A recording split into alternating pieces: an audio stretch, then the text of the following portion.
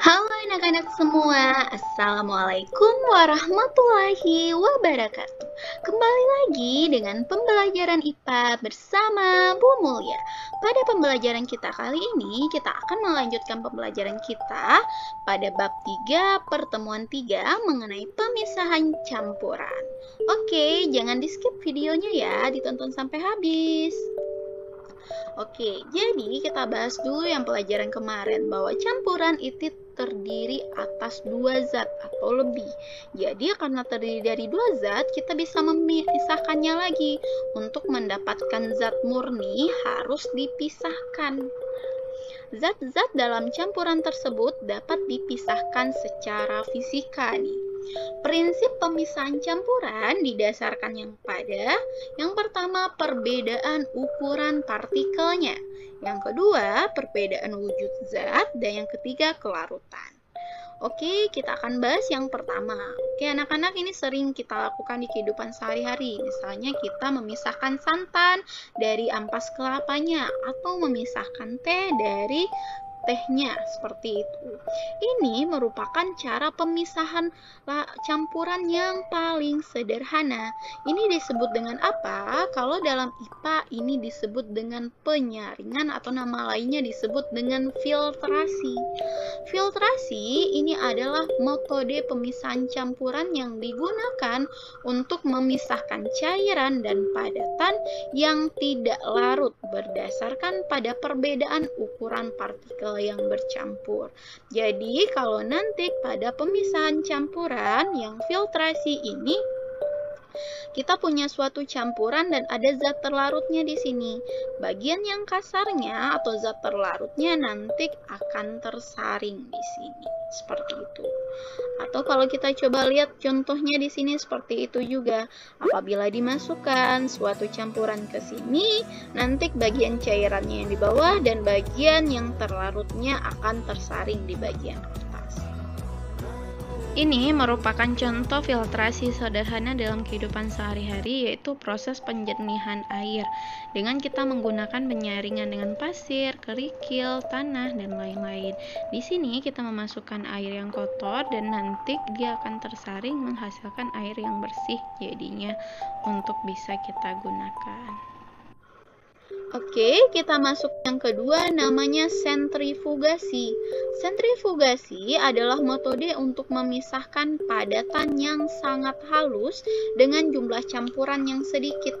Jadi ini kita lakukan untuk pengganti filtrasi apabila zat terlarutnya itu sangat halus. Jadi kalau kita lihat filtrasi tadi itu kan pakai penyaring, tapi penyaring itu kan nggak bisa menyaring yang sangat halus kan? Jadi digunakanlah sentrifugasi ini apabila zat terlarutnya itu sangat-sangat halus. Pada sentrifugasi, padatan akan mengumpul di dasar sedangkan cairan berada di atas. Contohnya dalam kehidupan sehari-hari adalah memisahkan darah. Jadi kalau kita tahu darah itu kayak gini aja kan, kita nggak tahu ada zat apa sih di darah ini. Sebenarnya pada darah kita itu nanti ada yang namanya bagian cairan atau plasmanya, dan juga ada bagian sel darahnya, nanti ada padatannya di bawah. Jadi dengan sentrifugasi ini bisa kepisah keduanya, ada bagian cairannya dan bagian padatan atau sel-selnya. Ini adalah salah satu contoh dari sentrifugasi. Jadi misalnya kita memasukkan air yang warna kotor itu, yang warna coklat. Kemudian kita juga memasukkan campuran air dengan susu seperti itu ke dalam. Jadi ketika nanti dilakukan yang namanya sentrifugasi, ini alatnya, tapi ini yang sederhananya ya, ada yang benar-benar mesin seperti itu. Ketika diputar lama-lama, setelah nanti akan berhenti alatnya tersebut, bagian padatan pada campuran tersebut akan berada pada bagian bawah, sedangkan bagian atasnya adalah cairannya. Sama juga seperti dengan yang bagian yang susu, ini bagian susunya nanti di bagian bawah dan airnya di bagian atasnya, seperti itu. Kita masuk yang ketiga, yaitu kromatografi. Kromatografi pada umumnya digunakan untuk mengidentifikasi suatu zat pada suatu campuran. Misalnya di sini kita punya suatu tinta hitam yang tintanya tersebut kita tuliskan pada kertas, kemudian kertasnya kita celupkan pada air.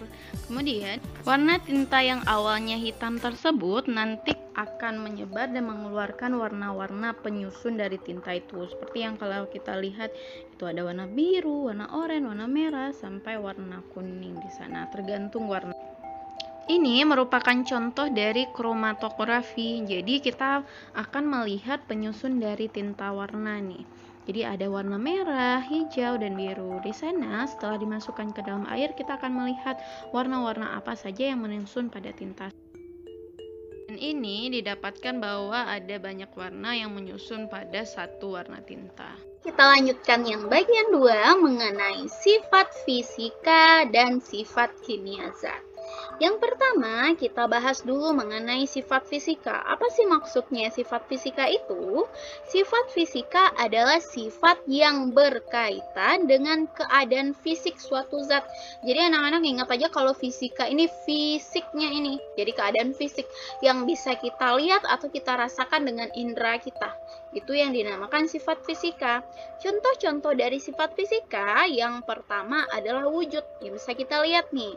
Masih ingat ada berapa wujud zat? Ada 3 ya. Yang pertama padat, seperti ini. Kemudian ada wujud cair dan ada juga wujud gas. Oke, selain dari wujud zat, ada yang namanya warna. Kan bisa kita lihat kan keadaan fisiknya. Jadi zat-zat itu mempunyai warna yang berbeda-beda. Dari sini aja nih warnanya beda-beda kan? Apalagi nih, ini berbagai macam unsur logam nih warnanya. Ada emas, tembaga, aluminium, perak, dan lain-lain. Ini di sini mempunyai warna yang berbeda-beda. Jadi zat-zat tertentu punya warna-warna tertentu. Selanjutnya ada yang namanya ukuran partikel. Ukuran partikel yang menyusun zat juga berbeda-beda. Ada yang ukurannya itu kecil banget dan ada yang nanti ukurannya itu besar. Seperti itu. Lanjut, sifat fisika ini ada juga yang namanya kelarutan. Maksudnya adalah mudah atau tidaknya zat tersebut melarut. Misalnya kalau gula kita masukkan ke air, dia lama-lama larut kan? Sedangkan minyak kita masukkan ke air, dia nggak larut-larut. Jadi kelarutannya beda antara minyak dan nanti gula. Seperti itu. Dan lanjut, ada yang namanya daya hantar listrik. Ada zat tertentu yang bisa menghantarkan listrik dengan baik.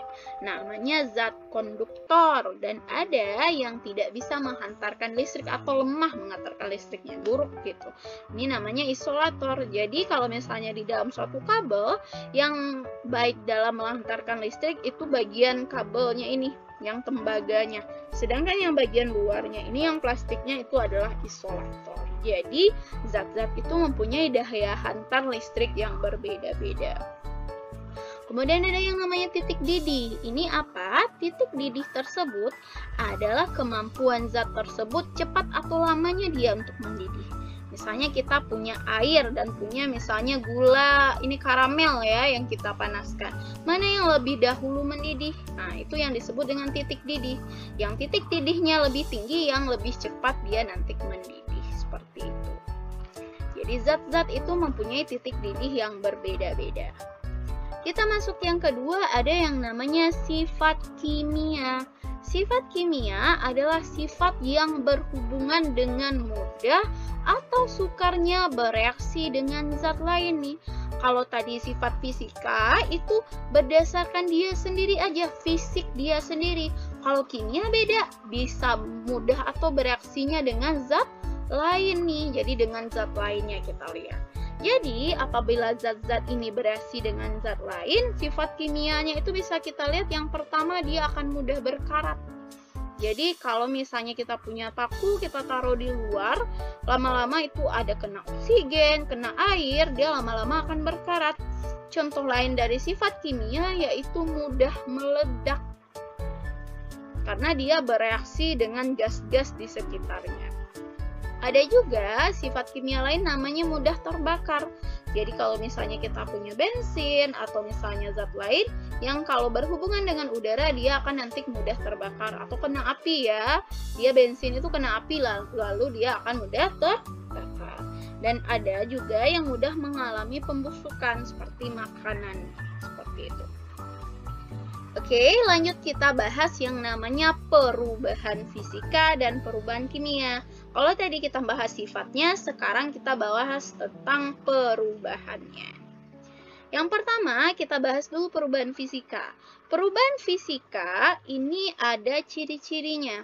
Yang pertama, perubahannya itu tidak menghasilkan zat baru. Jadi zat yang dihasilkan walaupun berubah tapi tetap zat itu juga nih. Yang kedua, dia dapat kembali ke wujud asalnya. Jadi itu perubahan fisika ya, tidak menghasilkan zat baru dan dapat kembali ke wujud asalnya. Contohnya adalah misalnya ini, kita punya kayu kemudian kita ukir, tapi tetap kayu juga kan? Berarti dia tidak menghasilkan zat baru. Ini contoh perubahan fisika. Dan dapat kembali ke asalnya tuh maksudnya dia masih tetap kayu juga, nggak zat baru dianya. Kemudian yang kedua, kertas kita potong-potong. Walaupun udah kita potong-potong, dia tetap kita sebut dengan kertas. Tetap wujudnya ini kertas dia. Selanjutnya, ini ada es yang mencair. Es yang mencair jadi air. Kemudian air ini bisa berubah lagi nggak jadi es? Bisa kan? Jadi ini adalah salah satu contoh perubahan fisika juga. Atau misalnya beras jadi tepung. Tapi kalau kita lihat kandungan tepung ini sama juga kan seperti beras sebenarnya. Jadi kita bilang dia bukan terbentuknya zat baru. Tapi tetap cuma terjadi perubahan bentuk aja. Sama juga kayak gini, kayu yang diukir, kertas yang dipotong, atau misalnya es jadi air. Ini yang terjadi cuma perubahan bentuk saja. Selanjutnya, atau kaca yang pecah juga sama. Dia masih sama-sama pecah, tapi kacanya tersebut sudah berubah bentuk aja. Atau misalnya lilin yang kita panaskan. Awalnya lilin kita panjang, ketika kita panaskan dia mencair. Ketika dia dingin kembali, dia jadi lilin lagi nggak? Ya, jadi di sini juga termasuk ke dalam perubahan fisika. Oke, kita akan bahas yang namanya perubahan kimia. Ciri-ciri perubahan kimia, ini kebalikan dari perubahan fisika tadi. Kalau perubahan kimia, dia menghasilkan zat baru nih. Kalau perubahan fisika enggak. Dan kalau dia menghasilkan zat baru pasti tidak dapat kembali ke wujud asalnya. Berarti menghasilkan zat baru dan tidak dapat kembali ke wujud asal. Contohnya yang pertama, yang paling mudah nih, pembakaran. Ibu di sini punya kayu, kemudian ibu bakar. Ketika udah ibu bakar, apakah dia tetap kayu juga? Enggak, sudah jadi arang dia. Arang ini bisa balik lagi ke kayu nggak? Nggak bisa kan? Makanya disebut dia menghasilkan zat baru dan tidak bisa kembali ke wujud asalnya. Atau ibu bakar kertas juga sama. Kertas sudah ibu bakar jadi abu dia dan tidak dapat kembali menjadi kertas lagi. Contoh yang kedua adalah peragian atau fermentasi. Contohnya, di sini ibu punya ubi, kemudian ubinya ibu kasih suatu jenis jamur, dia kemudian menjadi tape. Tapenya bisa kok balik lagi jadi singkong nggak? Nggak bisa kan? Atau misalnya di sini ibu punya kedelai, ibu kasih suatu jamur, dia nanti menjadi tempe seperti ini. Tempenya bisa kembali lagi jadi kacang kedelainya nggak? Nggak bisa. Makanya ini yang kita sebut sebagai perubahan kimia yang menghasilkan zat baru. Contoh lainnya adalah perkaratan nih, atau korosi. Ini contohnya, misalnya ibu punya besi yang baru, lama-lama ibu taruh di luar, kena air, kena oksigen juga, lama-lama dia akan berkarat karena sifat kimianya tadi mudah berkarat. Ini akan menyebabkan dia perkaratan. Selanjutnya, ada yang namanya pelapukan nih. Pelapukan ini misalnya batu-batu yang dilapukan oleh jamur atau misalnya yang dilapukan oleh cuaca juga bisa. Kayak hujan atau angin, lama-lama bisa lapuk ya. Oke, selanjutnya ini ada pematangan buah. Ini juga tidak bisa kembali ke asal. Soalnya kita punya buah pisang yang awalnya masih hijau seperti ini. Lama-lama dia berwarna seperti yang warna 7 ini. Bisa nggak balik lagi ke warna hijau? Nggak bisa kan? Ini makanya disebut dengan perubahan kimia. Yang terakhir adalah pembusukan. Misalnya ibu punya roti, awalnya roti ibu tuh baru. Lama-lama ibu biarkan aja di luar, gak ibu makan-makan. Dia akan membusuk. Karena adanya jamur ini juga termasuk perubahan kimia. Karena yang udah berjamur nggak bisa jadi roti baru kayak gini lagi kan? Seperti itu. Jadi itu adalah contoh perubahan fisika dan perubahan kimia. Oke anak-anak, terima kasih. Assalamualaikum warahmatullahi wabarakatuh.